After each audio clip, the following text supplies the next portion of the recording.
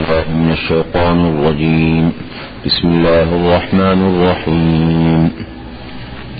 ولا تأكلوا أموالكم بينكم بالباطل وتدلوا بها إلى الحكام لتأكلوا فريقا من أموال الناس بالإثم وأنتم تعلمون.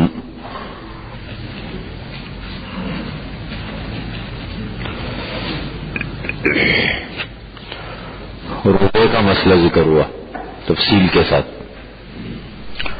اب اس ضمن میں اللہ تعالی نے ذکر کیا ہے اکل حرام کا، رزق حرام، اکل حرام کا ذکر کیا، اور انسان کی زندگی میں سب سے بڑا عمل دخل حرام کا ہے. یعنی انسان کی سب سے بنیادی ضرورت جس کو ہم کہہ لیں شرعاً وہ ہے رزق حلال. اور جتنے مثبت اور منفی اثرات حلال اور حرام کے انسان کی زندگی پر پڑتے ہیں، اس سے زیادہ اثر کسی اور چیز کا نہیں ہوتا. یہ سب سے بڑی مؤثر چیز ہے. اس لیے قرآن میں اور احادیث میں اس مسئلے کو جتنا زیادہ اہمیت کے ساتھ بیان کیا گیا ہے کم، لیکن اہمیت بہت زیادہ دی گئی ہے. حدیث میں حضور صلی اللہ علیہ وسلم فرماتے ہیں کہ جو ایک لقمہ جس کے پیٹ میں حرام کا چلا جائے تو 40 رات اور 40 دن تک اس کی دعا قبول نہیں ہوتی. عبادات پر اثر پڑتا ہے، ذاتی زندگی پر، اولاد پر، گھر پر، پورے ماحول پر. ولا تأکلوا، اور نہ کھا جاؤ تم اموالکم، اپنے مالوں کو، بینکم، آپس میں، بالباطل، ناجائز طریقے سے، باطل طریقے سے، بغیر پوچھے ایک دوسرے کی چیز لے رہے، یا مثال کے طور پر خیانت کر کے، دھوکہ دے کر کے، ملاوٹ کر کے، کسی بھی طریقے سے جو بھی ناجائز طریقے ہیں سب اس میں آ گئے. بینکم بالباطل کے اندر یہ آ گئے. ولا تدلوا بها الى الحکام، اور نہ تم حوالے کرو ان مالوں کو حکام کی طرف، حکمرانوں کی طرف. کیوں؟ لتأکلوا فریقا من اموال الناس، تاکہ تم کھا جاؤ ایک حصہ، فریقاً ایک حصہ لوگوں کے مالوں میں سے، بالاسم، گناہ کے ساتھ، وانتم تعلمون، تم جانتے ہو. یہ بہت صاف ستھرا مسئلہ ہے. ہم دیکھتے ہیں کہ یہ جتنے بڑے بڑے جو ہوتے ہیں نا کاروباری لوگ، یہ ملے ہوتے ہیں، کسی پر کیس کر دیا، کسی کے خلاف یہ کر دیے، بلڈنگوں میں یہ مسئلہ چلتا ہے، پلاٹوں میں چلتا ہے، اس قسم کے بڑے بڑے یہ واقعات چلتے ہیں. لوگ حکمرانوں کے ساتھ ملے ہوتے ہیں، سفارش بھی کرواتے ہیں، دھمکیاں بھی دلواتے ہیں اوپر سے، اور پھر اس طریقے سے کبھی کیس کر دیتے ہیں. ججوں سے ملے ہوتے ہیں، بڑے بڑے اپنے وکیل پارٹیاں ہوتی ہے. یہ ایک یہ ہے. تو حکمرانوں کے ذریعے سے یا اثر رسوخ والے لوگوں سے مل کر کے دوسرے کے مال پر قبضہ کر لیا، یہ ناجائز طریقے سے. فرمایا کہ لتأکلوا فریقا من اموال الناس، تاکہ تم کھا جاؤ فریقاً ایک حصہ لوگوں کے مالوں میں سے گناہ کے ساتھ، وانتم تعلمون، اور تم جانتے ہو. اس لیے معاملات، لین دین، کاروبار، کمانے سے متعلق یہ ایک اسلامی عنوان ہے. معاملات کہتے ہیں اس کو. یہ زندگی کا سب سے بنیادی حصہ ہے، اور اسلام نے جتنا زیادہ اہمیت کے ساتھ اس کو بیان کیا ہے اتنا ہی زیادہ مسلمان اس میں کوتاہی کرتے ہیں. اس لیے مسلمانوں کے معاملات، کاروبار اکثر گڑبڑ ہے. میرے پاس بہت زیادہ اس قسم کے کیس آتے ہیں، حد سے زیادہ. لیکن ایک آدمی جب آ کر کے مجھے اپنے مالک کی شکایت کرتا ہے نا، کسی کے پاس کام کر رہا ہوتا ہے، تو مجھے سب شکایتیں شروع کر دیتے وہ ایسا ایسا، میں سمجھ جاتا ہوں کہ یہ گڑبڑ ہے. الحمدللہ اتنا تجربہ ہو گیا کہ میں ٹک کے ساتھ سمجھ جاتا ہوں. ایک آدمی اگر صحیح ہو نا بھائی ختم، آپ اس کے غلام تو نہیں ہیں، آپ اس کے غلام تو نہیں، آپ اس کے پاس کام کرتے ہیں تنخواہ پر. اگر نہیں آپ کا دل مطمئن نہیں، آپ مطمئن نہیں، آپ سیدھا خاموشی کے ساتھ ایسے کر لو کہ بھائی 1 مہینے پہلے ان کو بتا دو، آپ اپنا بندوبست کر لیں، میں مطمئن نہیں ہوں، میں جا رہا ہوں، ختم۔ اس کا مطلب کیا کہ دوسروں سے شکوے شکایت بیان کرنا یہ۔ اسی طریقے سے دفتروں میں یہ بڑا حساس مسئلہ ہے، اپنے رزق کو حرام کرنا، اپنی کمائی کو حرام کرنا، یا پھر اس طریقے سے بعض لوگ بڑے ناشکرے ہوتے ہیں، اپنے رزق کو وہ ٹکرا دیتے ہیں۔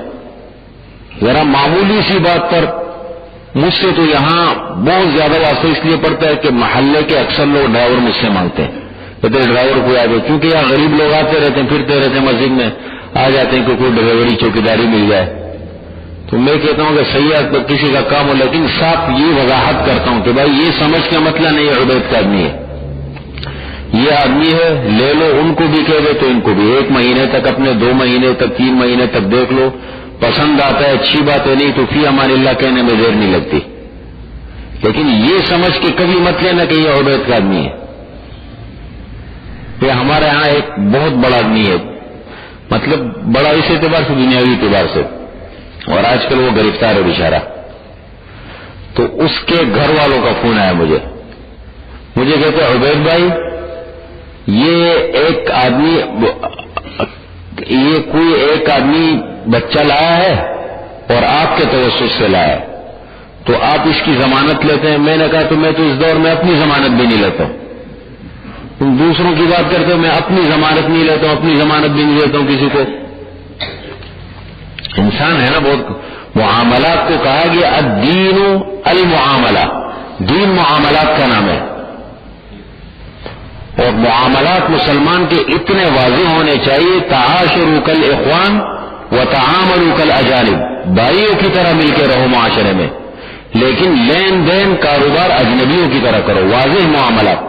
یہ جو کہتے ہیں نا ہو جائے گا چل کر لیں گے، اسی میں سارے بڑے مسائل کھڑے ہوتے ہیں، اور اس میں کوئی حل نہیں۔ اگر آپ کسی دوست کو اصول کی بات کرتے ہیں اور اس پر وہ ناراضگی کا اظہار کرتے ہیں، اس کا مطلب وہ آپ کا دوست نہیں بن سکتا، وہ آپ کو کل کسی موڑ پہ چھوڑے گا یا جھگڑا کرے گا آپ کے ساتھ۔ اس لیے اسلام نے کہا ہر ایسا معاملہ جو مستقبل میں شکوک و شبہات پیدا کرے، بدگمانی پیدا کرے، آپ کسی کے ساتھ لین دین کر رہے، قرض لے رہے، دے رہے، کوئی چیز لے رہے، اور آپ کو پتہ ہے کہ یہ کاروبار جو ہم کرنے جا رہے اس میں شکوک شبہات پیدا ہو سکتے ہیں مستقبل میں، سمجھ رہے؟ تو وہ اسلام نے کہا یہ جائز نہیں ہے، پہلے واضح کرو معاملہ پھر معاملہ کرو۔ یہ بہت ضروری چیزیں ہیں، چند پیسوں کے لیے بڑا نقصان ہو جاتا ہے، دین کا بھی نقصان ہے، دنیا کا بھی ہے۔ لِتَأْكُلُوا تاکہ تم کھا جاؤ، فریقاً ایک حصہ، من اموال الناس لوگوں کے مالوں میں سے، گناہ کے ساتھ، وَأَنْتُمْ تَعْلَمُونَ اور تم جانتے ہو۔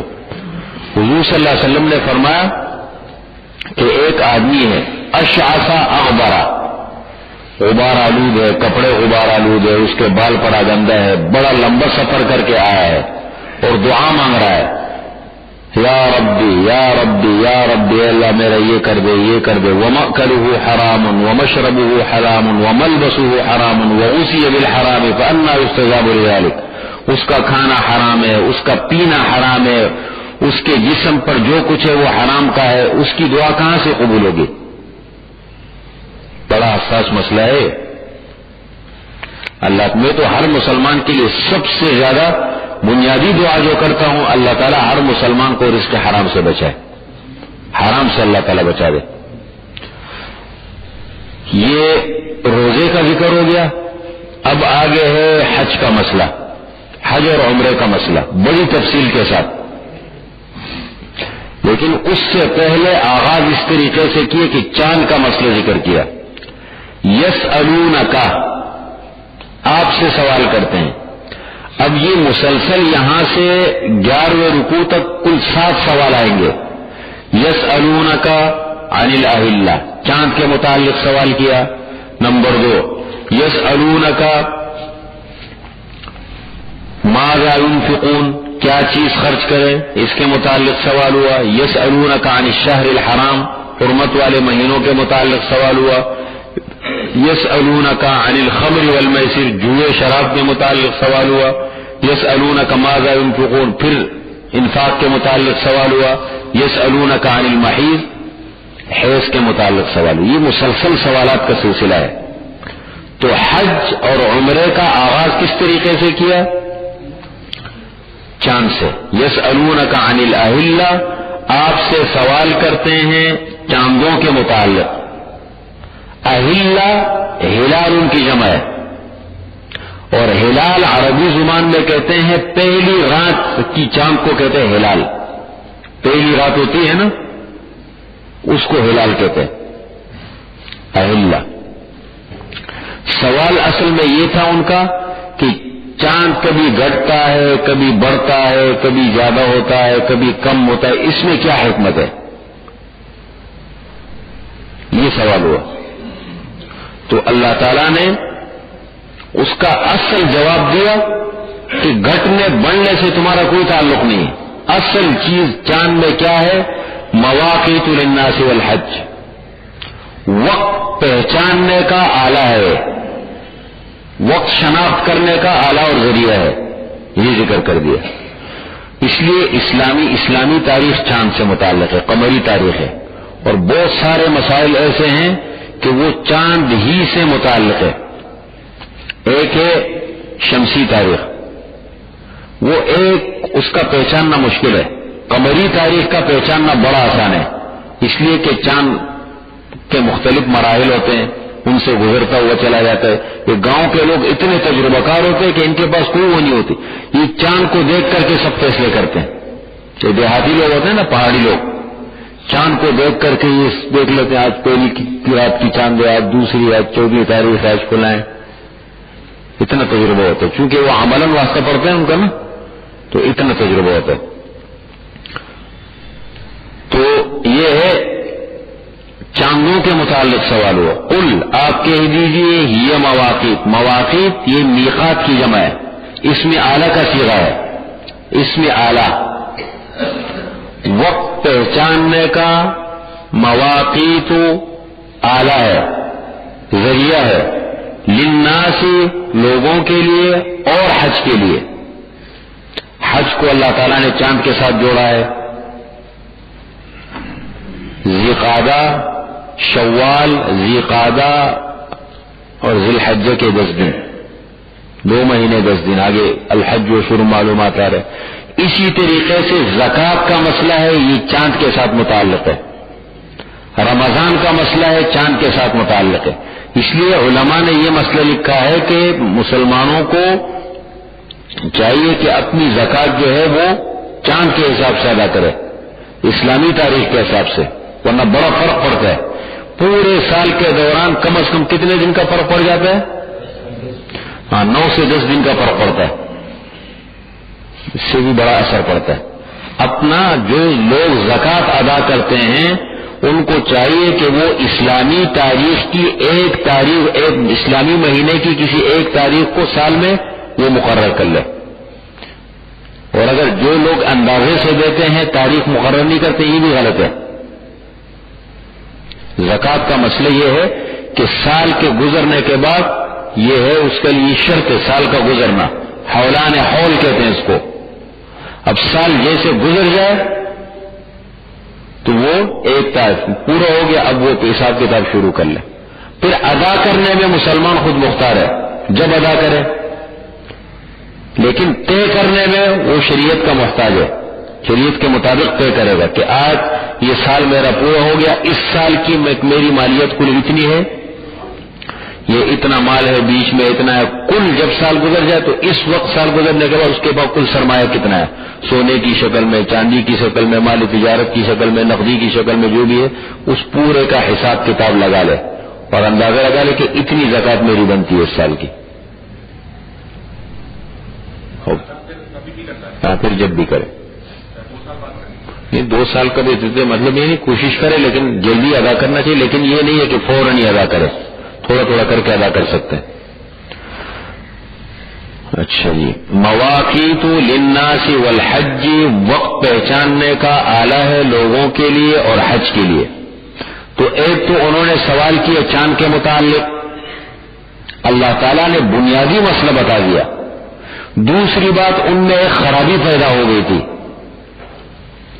مشرکین میں. زمانے حج تو وہ لوگ بھی کرتے تھے، ابراہیم علیہ السلام کے طریقے تھے، ان میں حج کرتے تھے، لیکن بری جو برائیاں ان میں، ایک خرابی ان میں یہ پیدا ہوئی تھی کہ احرام باندھ کے جب اپنے گھروں سے نکل جاتے تھے حج کے لیے، اب مثال کے طور پر گھر میں کوئی چیز رہ گئی یا انتہائی ضرورت پڑ گئی گھر کے اندر کسی آنے کی، اب کیا کرتے تھے؟ دروازے سے نہیں آتے تھے، بلکہ گھر میں نقب لگا کے سوراخ کر کے اندر داخل ہوتے تھے. اور فلسفہ یہ تھا کہ احرام باندھنے کے بعد اب جب تک حج مکمل نہ کرے تو دروازے سے گھر نہیں آ سکتے.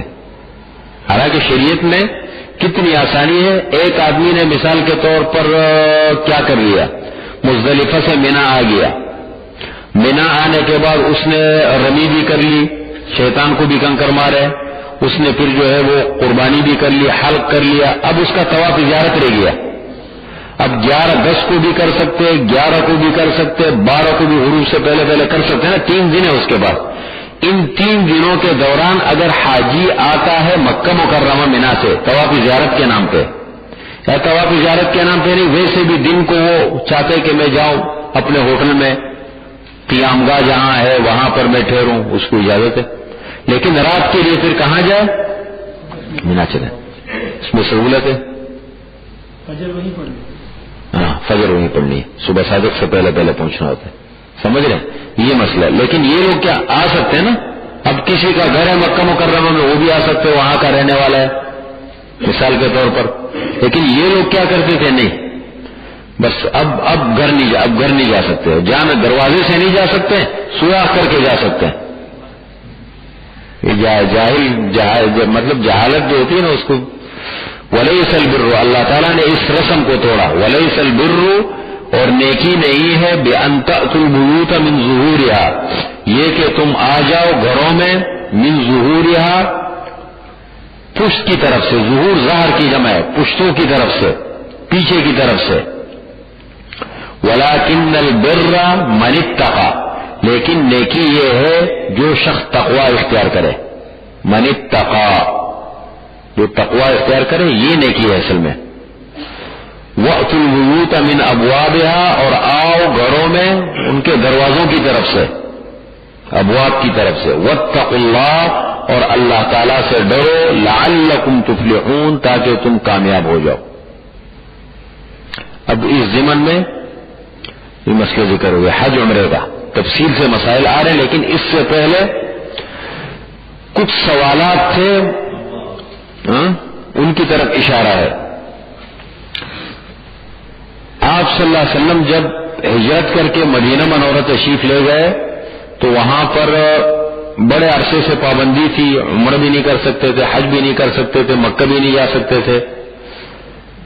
آپ نے ذی قعدہ میں سن 6 ہجری میں خواب دیکھا کہ میں ہوں اور میرے ساتھ صحابہ کی ایک بڑی جماعت ہے، ہم گئے ہیں احرام باندھ کر کے، عمرہ ادا کیا، حلق اور قصر کیا ہے. اس طریقے سے یہ خواب دیکھا آپ نے. اور اصول یہ ہے کہ نبی کا خواب وہ وحی ہوتی ہے، وحی کا حصہ ہوتا ہے. اب اس خواب کا جب ذکر کیا صحابہ کرام کے سامنے، وہ بیچارے تو بڑے عرصے سے، وہ حرم کی محبت ایک عام مسلمان کے دل میں ہوتی ہے، کعبۃ اللہ کی مرکز ہے، صحابی کے دل میں تو پھر وہاں کے رہنے والے لوگ تھے. تو انہوں نے اصرار کیا کہ یا رسول اللہ ہمیں تو فوراً جانا چاہیے. آپ صلی اللہ علیہ وسلم نے فرمایا کہ بھائی خواب میں نے دیکھا ہے، جائیں گے لیکن تعین نہیں ہے اس میں.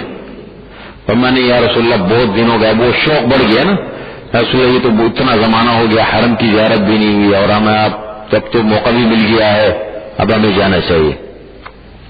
بہرحال صحابہ کرام کا اصرار اتنا بڑا کہ آپ صلی اللہ علیہ وسلم نے تیاری کا حکم دیا کہ احرام باندھو اور چلو. تقریباً 1400 سے 1500 کا ذکر آتا ہے، 1400 اور 1500 کے لگ بھگ ایک جماعت تیار ہو گئی اور یہ روانہ ہو گئے عمرے کی نیت سے. حدیبیہ کے مقام پر، جس کو حدیبیہ کہتے تھے، آج کل کے اس میں کہتے شمیسیہ، شمیسیہ وہ جگہ کا نام ہے. وہاں جب پہنچے تو مشرکین مکہ کو اطلاع مل چکی تھی کہ آپ صلی اللہ علیہ وسلم صحابہ کرام کے ساتھ عمرے کے لیے آ رہے ہیں. انہوں نے آ کر کے روک دیا کہ آپ لوگ حرم میں داخل نہیں ہو سکتے، اندر آنے کی اجازت نہیں. انہوں نے آپ صلی اللہ، حالانکہ اصول یہ تھا کہ دشمن کو بھی نہیں روکتے تھے، دشمن کو بھی منع نہیں کرتے تھے وہ. اور پھر حرمت والے مہینے بھی، وہ 4 مہینے جو انہی مہینے میں ذی القعدہ میں گئے تھے حرمت والے مہینوں میں سے. اب وہ انہوں نے کہا نہیں بھائی ہم صرف عمرہ کریں گے، کچھ بھی نہیں کریں گے، خاموشی کے ساتھ نکل کے چلے جائیں گے کہ کچھ بھی ہو لیکن آپ کو اجازت نہیں ہے، آپ نہیں جا سکتے. اب بہرحال آپ صلی اللہ علیہ وسلم، یہ مذاکرات کا سلسلہ شروع ہو گیا. آپ صلی اللہ علیہ وسلم نے حضرت عمر رضی اللہ عنہ کو بلایا کہ عمر آپ ذرا سمجھدار آدمی ہیں، آپ جائیں اور ان سے بات کر لیں کہ بھائی ہمارا کوئی اور مقصد نہیں، صرف عمرہ کرنا ہے، نکل کے چلے جائیں گے. حضرت عمر تھے بڑے سمجھدار. حضرت عمر نے فرمایا کہ یا رسول اللہ میرا تو نام سن کے وہ طیش میں آ جاتے ہیں، ان کو غصہ چڑھتا ہے. بجائے اس کے میں ایک مشورہ دوں، اگر آپ مجھے کہیں میں جانے کے لیے بالکل تیار ہوں، لیکن اگر مسئلے کو حل کرنا ہے تو میرے ذہن میں ایک اچھی صورت ہے. حضرت عمر مزاج کے بڑے نرم ہیں، مزاج کے بڑے نرم ہیں. اور دوسری بات ان کا بڑا خاندان اس وقت مکہ میں آباد ہے. اب حضرت عثمان کا بڑا خاندان آباد ہے مکہ میں. اگر ان کو بھیج دے تو شاید کوئی صورت نکل آئے. آپ صلی اللہ علیہ وسلم کو یہ تجویز بڑی پسند آ گئی. اور آپ صلی اللہ علیہ وسلم کی ایک عادت مبارکہ یہ تھی کہ مشورہ، اچھے مشورے کو کبھی رد نہیں کرتے تھے، حوصلہ افزائی فرماتے تھے. فرمایا بڑا اچھا مشورہ دیا. حضرت عثمان کو بلایا، وہاں کہ ہماری یہ وہ ہے. حضرت عثمان نے فرمایا کہ میں بالکل تیار ہو جانے کے لیے. حضرت عثمان کو بھیجا گیا، گئے وہاں ملاقات کی ان کے بڑوں سے کہ بھائی ہم آئے ہیں، عمرہ ہمارا مقصود ہے، عمرہ کر کے ہم چلے جائیں گے. تو کہنے لگے نہیں کوئی نہیں کر سکتے. اور بڑی باتیں ہوئی لیکن انہوں نے اجازت نہیں دی اور حضرت عثمان کو روک دیا. اور ادھر یہ خبر پھیلائی کہ حضرت عثمان شہید کر دیے گئے. بس یہ بات مسلمانوں میں یہ خبر پھیل رہی تھی کہ وہاں جو ہے ایک درخت کے نیچے مسلمان جمع ہو گئے. حضور صلی اللہ علیہ وسلم بیٹھ گئے کہ اب تو ہم کسی صورت میں نہیں جائیں گے، اب تو عثمان کا بدلہ لے کے جائیں گے، اب ہم رہیں گے یا تم رہو گے. اب جب یہ سنا تو گھبرا گئے. وہ کہنے لگے یہ تو مسئلہ بڑا خراب ہو گیا. کہنے لگے نہیں خبر بھیجی کہ حضرت عثمان صحیح سلامت ہے، ہمارے پاس ہے اور کوئی وہ نہیں ہے. اب مذاکرات شروع ہو گئے. اب مذاکرات کے لیے آ گئے کہ نہیں آپ ایک کام کر لیں، آپ اس سال نہیں اور اس سال چلے جائیں اور اگلے سال آپ لوگ آ جائیں. وہاں حدیبیہ کے مقام پر ایک بیعت بھی ہوئی تھی. سورہ فتح میں یہ مسئلہ پوری تفصیل کے ساتھ ذکر ہے، 26ویں پارے میں. وہاں یہ مسئلہ ہوا اور صلح حدیبیہ کے نام سے صلح ہوئی. اس میں کچھ ہے کہ اس سال مسلمان چلے جائیں اور اگلے سال آئیں گے، عمرہ کریں گے، صرف 3 دن قیام کریں گے، اپنے ساتھ جو ہے وہ ضرورت کے مطابق ہتھیار لا سکتے، زیادہ ہتھیار نہیں لا سکتے. اور ایک شرط یہ رکھی گئی کہ مکہ میں سے جو مدینہ چلا جائے اس کو واپس کیا جائے گا، جو مدینے سے مکہ جائے گا. یہ بڑا زبردست معاہدہ ہے. اور کہتے ہیں کہ آپ صلی اللہ علیہ وسلم کے معاملات دیکھیں اور آپ کی سیاست دیکھیں، کہتے ہیں تاریخ میں یہ پہلا معاہدہ نہیں، پہلا ہے میثاق مدینہ. آپ صلی اللہ علیہ وسلم کے جتنے معاہدے ہیں وہ باقاعدہ تحریری ہے. سورہ ممتحنہ میں بھی اس کا ذکر ہے 28ویں پارے میں. بہرحال مسلمان چلے گئے. اگلے سال دوبارہ جب معاہدے کے مطابق مسلمان جانے لگے سن 7 ہجری میں، تو صحابہ کرام کو 3 خیالات ذہن میں آئے کہ یار ان لوگوں کا تو کوئی بھروسہ ہے نہیں. اگر انہوں نے حرم میں ہم سے لڑائی شروع کر دی تو پھر کیا کریں گے ہم؟ سوال پیدا ہوا نا. حرم میں تو لڑنا منع ہے، حدود حرم میں اگر انہوں نے لڑنا شروع کیا تو کیا ہوگا؟ دوسری بات یہ ہے کہ مثال کے طور پر یہ ہے کہ اشہر حرم ہے، حرمت والے مہینے ہیں، اس میں لڑنا شروع کر دیا، کیا ہوگا؟ وہ بھی ایک مسئلہ ہے. اور تیسری بات یہ ہے کہ حرم کے اندر لڑنا شروع کیا تو پھر کیا ہوگا؟ حدود حرم، حرم اشہر حرم؟ یہ سوالات اللہ تعالیٰ نے پیدر پہ ان سوالات کے جوابات دیے. فرمایا کہ دیکھے تم پہل مت کرو.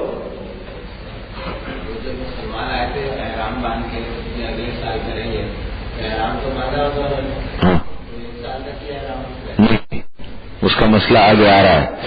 اس کا یہ ہے کہ انہوں نے جو ہے وہاں پر جو جانور تھے قربانی وغیرہ وہ ذبح کر لینا، احرام پھر اتار سکتے. یہ مسئلہ آگے تفصیل سے آ رہا ہے حج کے مسائل میں کہ اگر ایک آدمی، اس کو احصار کا مسئلہ کہتے ہیں، مسئلہ احصار، ایک آدمی احرام حج کا یا عمرے کا باندھ چکا تھا اور اب روک دیا گیا، دشمن نے روکا، بیماری نے روکا، اب کیا کرے، احرام سے کیسے نکلے؟ اس کا مسئلہ آگے قرآن خود ذکر کر رہا ہے. عثمان ناصر صاحب تازہ تازہ حج کر کے آئے ہیں نا، مسائل تازہ تازہ ابھی. اچھا اچھا. وقاتلوا فی سبیل اللہ الذین یقاتلونکم ولا تعتدوا، اور لڑو تم اللہ کی راہ میں ان لوگوں سے جو تم سے لڑتے ہیں. ولا تعتدوا، لیکن تجاوز مت کرو، زیادتی مت کرو. یعنی بالکل یہاں پر تمہاری پوزیشن اب دفاعی ہونی چاہیے، اپنے دفاع کے لیے مضبوط لڑو، لیکن پیش قدمی اقدام نہ ہو، دفاع ہو. ان اللہ یحب المعتدین، بے شک اللہ تعالیٰ تجاوز کرنے والوں کو پسند نہیں کرتا.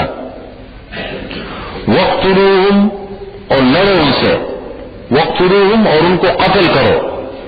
حیث ثقفتموہم، جہاں کہیں تم ان کو پاؤ. وَأَخْرِجُوهُمْ، اور ان کو نکالو. مِنْ حَيْثُ أَخْرَجُوكُمْ، جہاں سے انہوں نے تمہیں نکالا ہے. اگر وہ پہل کرے، اگر وہ کرے تو پھر قرآن نے ایسا دو ٹوک جواب دیا. وَالْفِتْنَةُ أَشَدُّ مِنَ الْقَتْلِ، اور فتنہ برپا کرنا یہ قتل سے زیادہ بڑا جرم ہے. یہ تو فتنہ باز ہے. شرک سب سے بڑا فتنہ ہے. حضرت عبداللہ ابن عباس رضی اللہ تعالی عنہما فرماتے ہیں کہ فتنے سے مراد یہاں پر شرک ہے، اور عام مفسرین فرماتے ہیں کہ نہیں، کوئی بھی فتنہ ہو. حضور صلی اللہ علیہ وسلم فرماتے ہیں نا، الفتنۃ نائمۃ، فتنہ سو رہا ہے. لعن اللہ من ایقظها، اللہ کی لعنت ہو اس شخص پر جو اس کو جگائے. یعنی جو شخص کسی ماحول میں فتنہ برپا کرے، فتنے کو دعوت دے، تو اس پر اللہ کی لعنت. فتنہ بہت بڑا جرم ہے. فرمایا کہ والفتنۃ اشد من القتل، اور فتنہ جو ہے یہ قتل سے بڑا جرم ہے. ولا تقاتلوہم عند المسجد الحرام، اور تم نہ لڑو ان سے مسجد حرام کے پاس. حتی یقاتلوکم فیہ، یہاں تک کہ وہ لڑے تم سے مسجد حرام میں. فَإِن قَاتَلُوكُمْ، پس اگر وہ تم سے لڑے، فَاقْتُلُوهُمْ، تم بھی ان سے لڑو. كَذَلِكَ جَزَاءُ الْكَافِرِينَ، اسی طرح کافروں کا بدلہ ہے، یہی بدلہ ہے کافروں کا. فَإِنِ انْتَهُوا، پس اگر وہ باز آ گئے کفر سے، شرک سے، فتنے سے، فَإِنَّ اللَّهَ غَفُورٌ رَحِيمٌ، پس بے شک اللہ تعالیٰ گناہ بخشنے والا مہربان ہے. اگر یہ کفر شرک سے باز آ جائے تو ہم ان کے گناہ بخش دیں گے. وقاتلوہم، اور لڑو ان سے. حتی لا تکون فتنہ، یہاں تک کہ نہ رہے کوئی فتنہ دنیا میں. ویکون الدین للہ، اور دین سارا کا سارا اللہ کے لیے ہو جائے. فإن انتہوا، پس اگر وہ باز آ گئے، فلا عدوان الا علی الظالمین، پس تجاوز نہیں ہے، زیادتی نہیں ہے مگر ظالموں پر. یعنی اگر وہ نہ لڑے، باز آ جائے تو تم مت لڑو، صرف ظالموں کے خلاف لڑو. اب دوسرا سوال تھا اشہر حرم کا، حرمت والے مہینوں کا. تیسرا الشہر الحرام بالشہر الحرام، عزت والا مہینہ عزت والے مہینے کے بدلے میں ہے. والحرمات قصاص، اور عزت کی چیزیں قصاص برابری کی چیزیں ہیں. ظاہر بات ہے، میں بھی مسلمان ہوں، یہ بھی مسلمان ہے، آپ بھی حرم کا نام لیتے ہیں، میں بھی نام لیتا ہوں، آپ بھی ان افعال کا نام لیتے، میں بھی، آپ خیال نہ رکھے تو میں کیسے کروں گا؟ ہے نا؟ یہ تو دونوں طرف سے ہونا چاہیے برابری. والحرمات قصاص، اور عزت کی چیزیں یہ بدلے کی چیزیں، قصاص برابری کی چیزیں. فمن اعتدى علیکم، پس جس نے زیادتی کی تم پر، فاعتدوا علیہ، تم بھی اس پر زیادتی کرو، یعنی تم بھی اس پر حملہ کرو. بمثل ما اعتدى علیکم، لیکن مثل اس کے جو انہوں نے تم پر زیادتی کی ہے، بس. واتقوا اللہ، اور اللہ تعالیٰ سے ڈرو. واعلموا، اور جان لو کہ بے شک اللہ تعالیٰ متقین پرہیزگاروں کے ساتھ ہے، تقوی والوں کے ساتھ ہے اللہ تعالیٰ، انجام ان کا ہے. اب جہاد کا ذکر ہے، جہاں بھی قرآن کریم دیکھیں جہاد کا ذکر کرے گا، جہاں بھی پورے قرآن کریم میں 411 آیتیں جہاد کی ہے، 411 آیتیں. اور کچھ صورتیں تو مکمل جہاد کے مضامین پر مشتمل ہے، جیسے سورہ انفال ہے، سورہ توبہ ہے، سورہ مثال کے طور پر محمد ہے، سورہ احزاب کا بہت بڑا حصہ ہے، یہ جہاد کے مضامین ہے. یہاں بھی جہاد کے مضامین چلیں گے. تو جہاں بھی جہاد کا ذکر آئے گا آپ دیکھیں گے دو مسائل اللہ تعالیٰ چلاتے ہیں. جہاد کے ساتھ اللہ تعالیٰ انفاق کا مسئلہ ذکر کریں گے کہ خرچ کرو اللہ کی راہ میں. ظاہر بات ہے مسلمان ہو تو ان کو اسلحے کی ضرورت پڑے گی، ان کو ہتھیار، باقی ان کو وسائل کی ضرورت پڑے گی، ان کو باقی چیزوں کی ضرورت پڑے گی. آپ صلی اللہ علیہ وسلم کی بھی عادت مبارکہ یہ تھی جہاد کے لیے کے موقع پر اعلان فرماتے تھے. تو یہ اس لیے یہاں پر انفاق کا مسئلہ ذکر کیا، اللہ کی راہ میں خرچ کرنے کا مسئلہ. وَأَنفِقُوا، اور خرچ کرو، فی سبیل اللہ، اللہ کے راستے میں، اللہ کے راستے سے مراد جہاد میں. وَلَا تُلْقُوا بِأَيْدِيكُمْ، اور نہ ڈالو تم اپنے ہاتھوں میں، إِلَى التَّهْلُكَةِ أَيْ فِي التَّهْلُكَةِ، ہلاکت میں، اپنے ہاتھوں کو ہلاکت میں نہ ڈالو. یعنی ایسا موقع اگر آ جائے تمہارے پاس تو خرچ کرو. وَأَحْسِنُوا، اور نیکی کرو.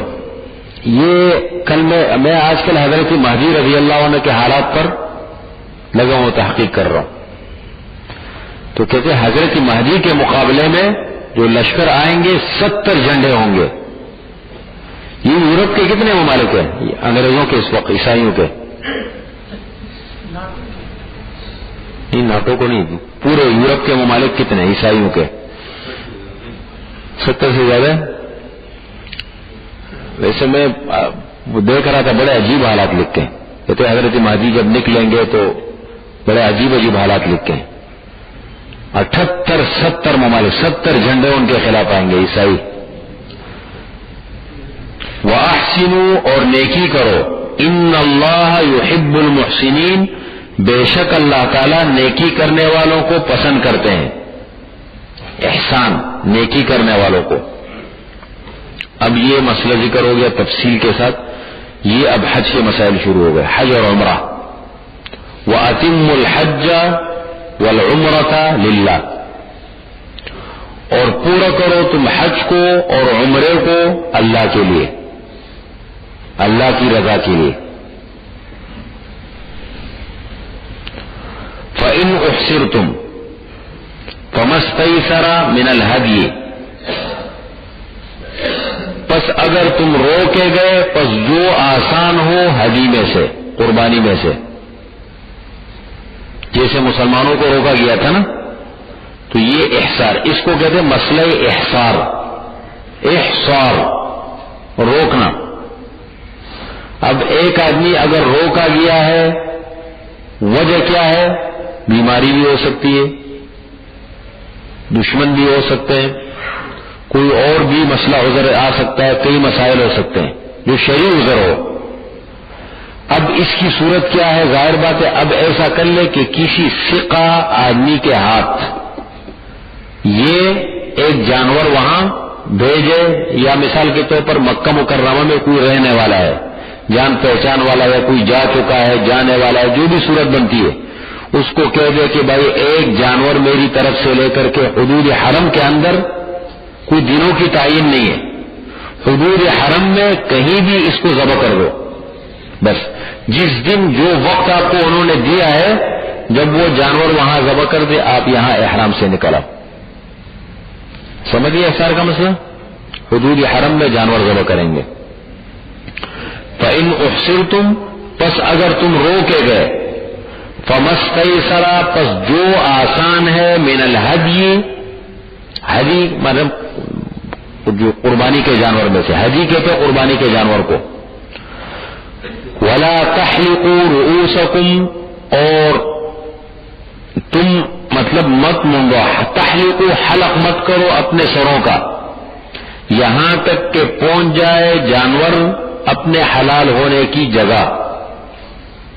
یعنی وہ جانور وہاں ذبح ہو جائے تو یہاں پر دو کام کر لیں گے. ایک تو یہ حلق کر کے یا قصر کر کے احرام اتار لیں گے. بس اب پابندی ختم ہو گئی. فمن کان منکم مریضا جو شخص تم میں سے بیمار ہے او بہ اذى من رأسہ یا اس کے سر میں کوئی تکلیف ہے. اذن تکلیف ہے اس کے سر میں کوئی تکلیف کی کوئی بھی صورت ہو سکتی ہے. جوئیں ہیں یا مثال کے طور پر مطلب کوئی ایسا چوٹ لگی. ایک تو بیمار ہے نا بیماری میں تو سب کچھ آ گیا. اعظم من رأسی کو خصوصیت کے ساتھ ذکر کیا. اصل میں ایک مسئلہ پیش آیا تھا مطلب چوٹ لگی سر میں یا مثال کے طور پر جیسے کہ کوئی اور عذر آ گیا. ایسے ہو سکتے جیسے کعب بن عجرہ کے بارے میں آتا ہے کہ چونکہ اس زمانے میں پیدل سفر ہوتے تھے مٹی میں اور ان ساری چیزوں میں سے گزرتے ہوئے بڑا لمبا ٹائم لگتا تھا. ایسے بھی وہ آتا ہے نا کہ حضرت ابراہیم علیہ السلام کی سورہ حج میں دیکھ رہا تھا کہ ایک شیخ یاسین بزرگ کا واقعہ لکھتا ہے. کہتے وہ طواف کر رہے تھے تو ایک آدمی ساتھ چل رہے تھے تو ان سے پوچھا آپ کہاں سے آئے ہو. اس نے کہا میں تو خراسان سے آیا ہوں. خراسان یہ ایران کا حصہ ہے کچھ اور کچھ افغانستان کا حصہ ہے نا ہرات وغیرہ یہ سارا مل کر کے یہ پوری پٹی پرانے جغرافیے میں اس کو خراسان کہتے ہیں. تو وہاں سے حالانکہ بڑا لمبا سفر ہے کئی مہینہ بھی کئی وقت لگ سکتا ہے. نہیں مجھے نہیں معلوم کتنے لیکن لمبا سفر ہے بڑا. اب وہ کہتے ہیں یار تم تو حرم کے پڑوسی ہو تم تو حرم کے بالکل پڑوسی ہو یار.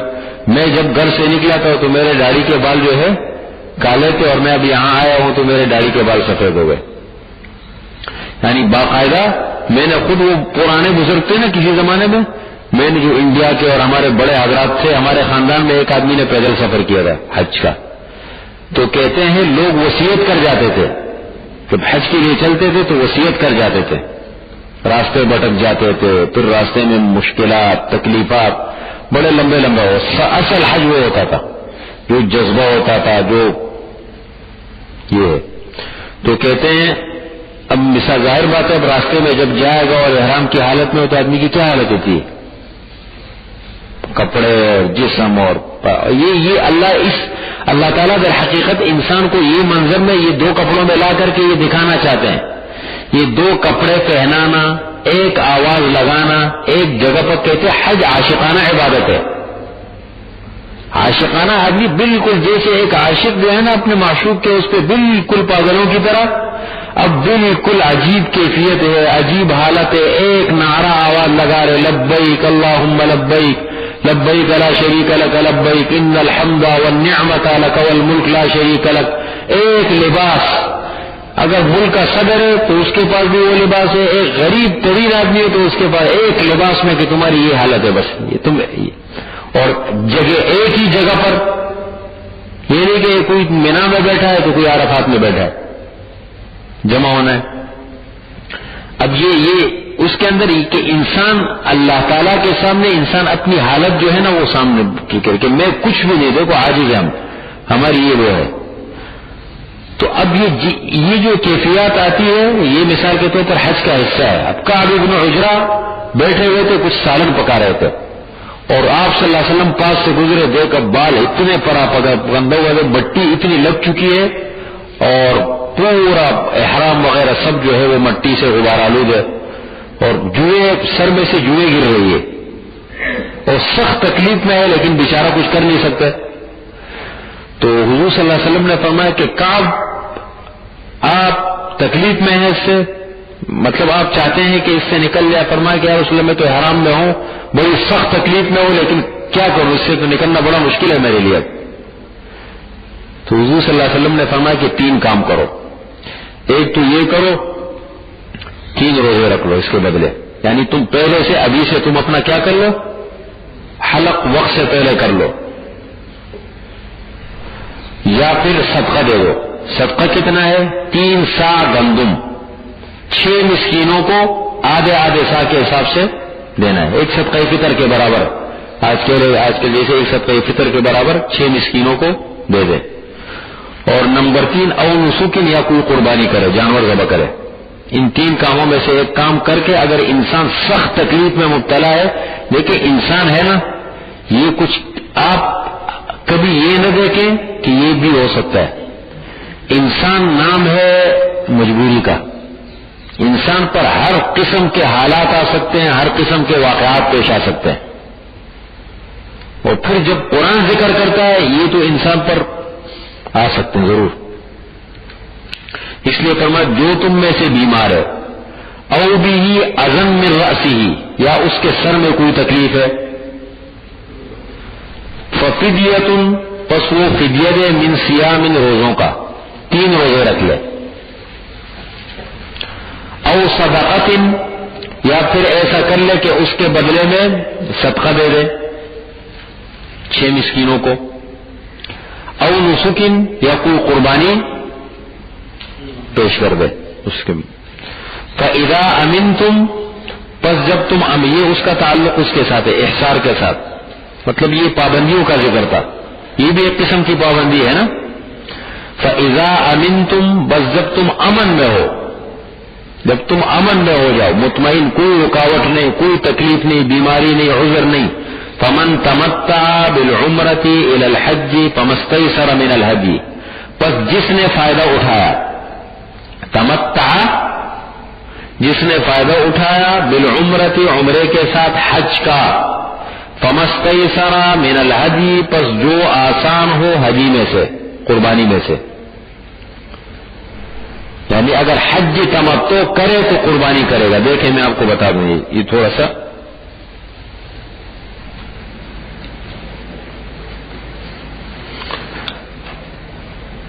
حج کا معنی تو معلوم ہے نا، میں نے بتایا تھا اس دن۔ حج کی 3 قسمیں، ایک ہے افراد، کیا لفظ ہے؟ ایک ہے تمتع،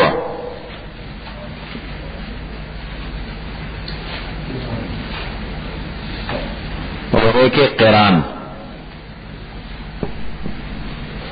دیکھ لیا قران، اس کرنے والے کو کہتے ہیں مفرد، جو حج افراد کرے اس کو کیا کہتے ہیں؟ مفرد۔ اس کو کہتے ہیں متمتع۔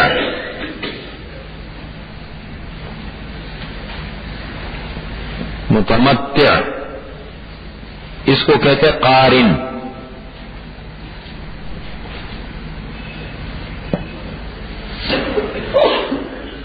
قارن یہ احکامات ہوتے ہیں، سورہ بقرہ میں یہ چیزیں بہت زیادہ ہے، احکامات وغیرہ۔ حج افراد کس کو کہتے ہیں؟ سنیں اب، کہ ایک آدمی وہ صرف حج کا احرام باندھ کر کے کہیں سے بھی، پاکستان سے، پوری دنیا سے، مدینے سے، یعنی میقات سے بار بار، یا میقات کے اندر بھی ہو، اس لیے کہ جو میقات کے اندر رہتے ہیں مکہ، وہاں کے رہائشی، ان پر تو ہے ہی افراد، ان پر تمتع قران نہیں ہے۔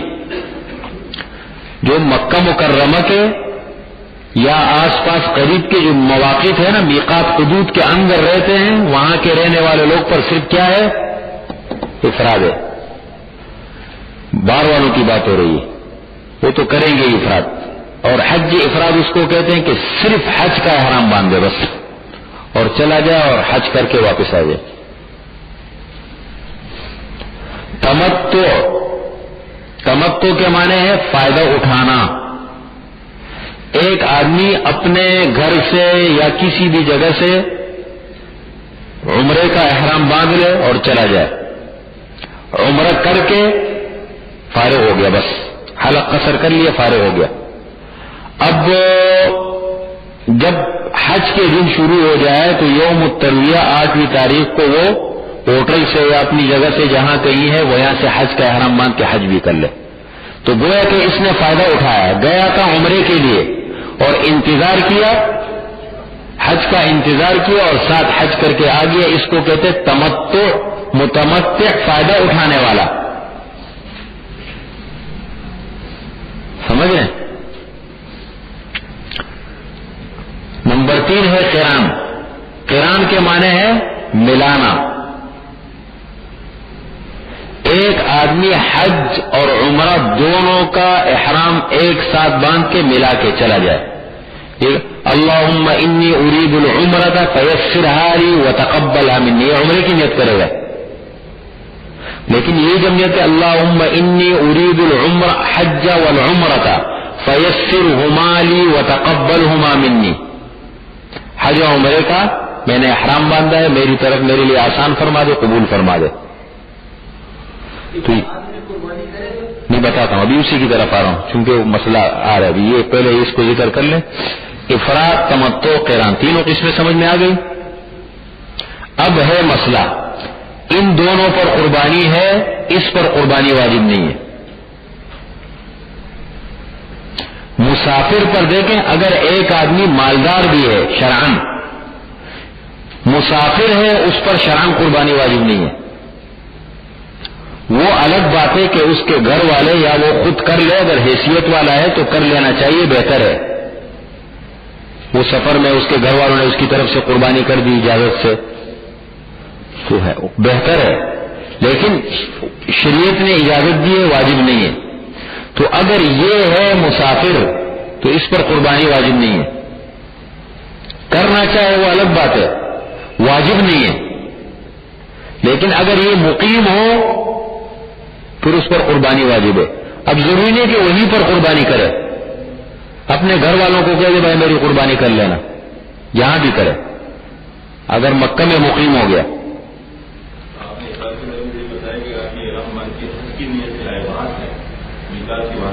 ہاں تو جہاں سے ہے افراد کی بات کر رہا ہوں، اس پر قربانی واجب نہیں ہے. ہاں جہاں سے بھی ہے، ویسے تو مکہ والے بھی یہ کرتے ہیں نا.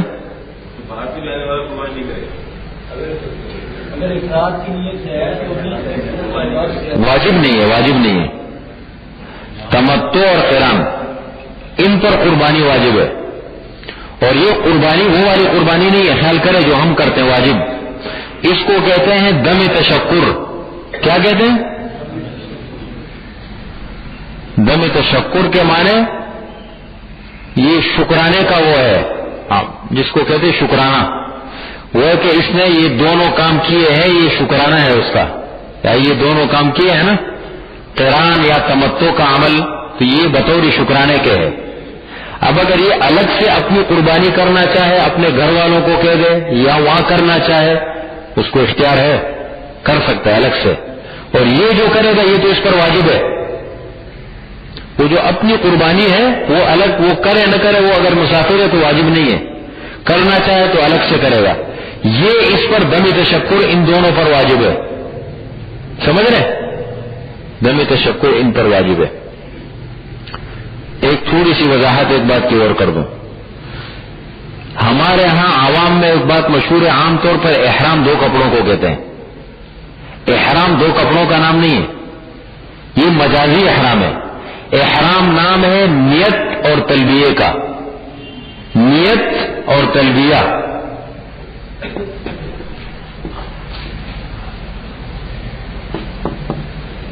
نیت اور تلبیہ کو احرام کہتے ہیں. اس لیے آدمی نے اگر 2 چادریں باندھ لی، 2 رکعت پڑھ لیے، سر پہ ٹوپی رکھ سکتا ہے، خوشبو لگا سکتا ہے، سب کچھ کر سکتا ہے.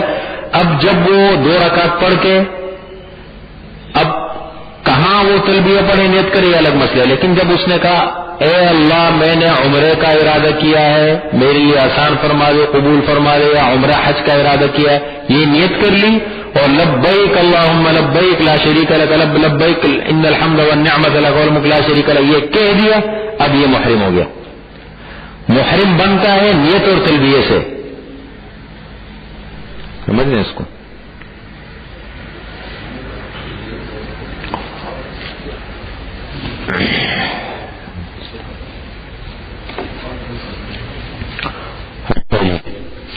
فمن تمتع، تو جس نے فائدہ اٹھایا بالعمرتی، عمرے کے ساتھ حج کا، فمستیسر من الہدی، پس جو آسان ہو ہدی میں سے،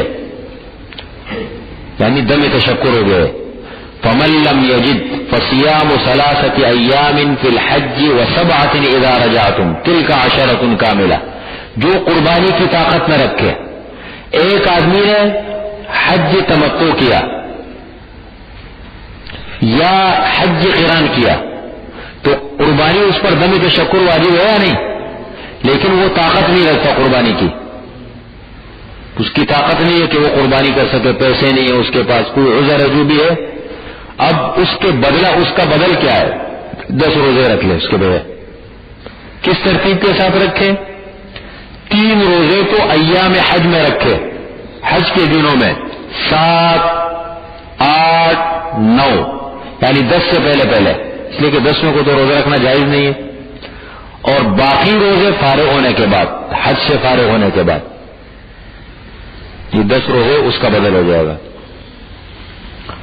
فمن لم یجد فصیام ثلاثۃ ایام، پس جو نہ پائے قربانی، پس روزے ہیں 3 دن حج میں اور 7 جب تم لوٹ جاؤ۔ تلک عشرۃ، لوٹنے کا یہ ضروری نہیں ہے، امام ابو حنیفہ رحمۃ اللہ علیہ فرماتے ہیں نہیں، اب ایک آدمی لوٹتا نہیں ہے، وہیں پر رہ رہا ہے، مطلب مثال کے طور پر رہنا چاہتا ہے کچھ، تو فارغ، مقصد فارغ ہو جائے۔ تلک عشرۃ کاملہ، یہ 10 مکمل ہو گئے۔ ذالک لمن لم یکن اہل، ذالک سے اشارہ کس بات کی طرف ہے؟ غور سے دیکھیں، ذالک یہ حج تمتع، حج تمتع کا ذکر ہوا نا، تو ذالک یہ حج تمتع کس کے لیے ہے؟ ہر اس شخص کے لیے کہ جس کے گھر والے مسجد حرام کے پاس نہ ہو، جس کی رہائش مسجد حرام کے پاس نہ ہو، یعنی میقات سے بار بار رہتے ہو، اس کے لیے حج تمتع۔ جو حدود کے اندر رہتے ہیں اس کے لیے کون سا حج ہے؟ افراد۔ ذالک یہ حج تمتع ہر اس شخص کے لیے ہے، من لم یکن اہلہ، کہ جس کے گھر والے نہ ہو، حاضر المسجد الحرام، مسجد حرام کے پاس حاضر۔ واتقوا اللہ، اور ڈرو اللہ تعالی سے، اور جان لو ان اللہ شدید العقاب، بے شک اللہ تعالی سخت سزا والے ہیں، سخت سزا دینے والے ہیں۔